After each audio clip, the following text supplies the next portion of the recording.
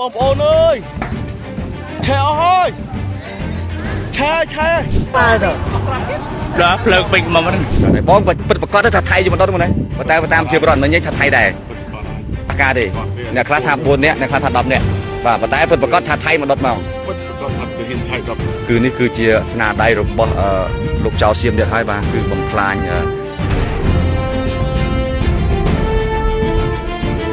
อุดรมีชัยที่อำเภอสำโรงอันนี้หนักเลยลามติดบ้านผบ.ร้อย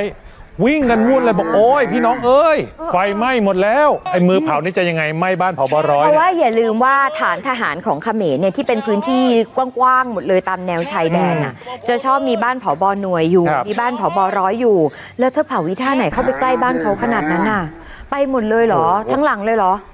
ยอมสละชีพเลยเหรอเนี่ยมือเผาเนี่ยต้องรับผิดชอบไหมคะอีกจุดหนึ่งค่ะคุณผู้ชมพระตะบองอันนี้เห็นบอกว่าไฟลามเข้าโรงงานแปรรูปไม้ของรองในอำเภอโอ้โหหนักกว่าอีกผู้หลักผู้ใหญ่ทั้งนั้นเลยที่ได้รับความเดือดร้อนได้รับผลกระทบแต่ยังไงรู้ไหมเขาก็จะใช้วิธีแก้ตัวเขาบอกว่าเขาไม่ได้เป็นคนเผานะทหารไทยเผา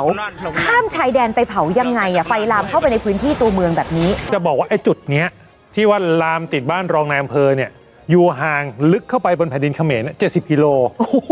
แล้วทหารจะมีใครของทหารไทยที่จะบุกเข้าไป70 กว่ากิโลไปเผาบ้านรองนายอำเภอใครจะบากบั่นเข้าไปทำอะไรอ่ะมันก็คิดได้นะบางทีอาจจะมีอะไรบางอย่างไว้ขั้นแค่หูเท่านั้นเองคุณผู้ชมอีกจุดหนึ่งเขาบอกว่าอันนี้ไฟไหม้แล้วมันย้อนเข้าฝั่งตัวเองตอนประมาณ4 ทุ่มครึ่งคุณผู้ชมดูนะฮะลามเข้าติดฐานทหารเนี่ยพังเสียหายไปหมดเลยเขาทำงานกันเป็นขบวนการคุณเห็นไหมมีคนเผามีคนสัมภาษณ์คล้ายๆกับเป็นเหมือนกับเป็นนักข่าวเป็นสื่อไปถึงที่เกิดเหตุไวมากแล้วไปถามทหารที่กำลังช่วยดับไฟบอกว่าใครเป็นคนเผาโจรเสียมเผาแล้วกี่คนบางคนก็ว่า4บางคนก็ว่า8ตัวเลขห่างกันเยอะนะนี่เขาบอกว่าไอ้ที่เยอะสุดบอกทหารไทย10 คนรอบเข้ามาวางเพลิงเผาแคมป์คนงานก่อสร้างแถวโอเสเม็ดซึ่งก็อยู่ตรงข้ามกับอำเภอกาบเชิงจังหวัดสุรินทร์เราใช่ค่ะไม่ได้เตรียมไม่แน่ใจว่าจะตอบกี่คนดีบางคนบอก4บางคนบอก8ก็กำลังโยเทียก็มาชนะได้ให้สำหรับกองหรือพันมาชนะได้บอกปิดประกอบถ้าไทยอยู่บนโต๊ะตรงไหนแต่ตามเชื่อประวัติมันยังไทยได้ไทยประมาณนี้ได้มองโต๊ะบ้องดังไงมันประมาณนี้ได้บ้องคลาสบูนคลาสใบจึงอัจฉริกาดิเนี่ยคลาสบุญเนี่ยเนี่ยคลาส10เนี่ยแต่ปิดประกอบไทยมันโต๊ะเมาปิดประกอบจะเห็นไทยบ่าคือนี่คือเจียสนาได้ระบบลูกเจ้าเสียมเดือดให้บ่าคือบ่มพลายกันไล่สนาได้ระบบกรรมกรเยอะบ่าให้เจีย200 ขนองบ่า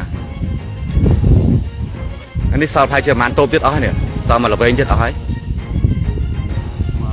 มาละเวงเป็นเอาให้ปลุดล้านตึกมาปลุดประมาณล้านไหนบ่ต้องมาล้านนึงมาปอนลิตรนึงเหรอให้บุกเจียตึกวิ่งดอกมาปอนลิตรนี่เองมาปอนลิตรมันอาจปลุดบานเต้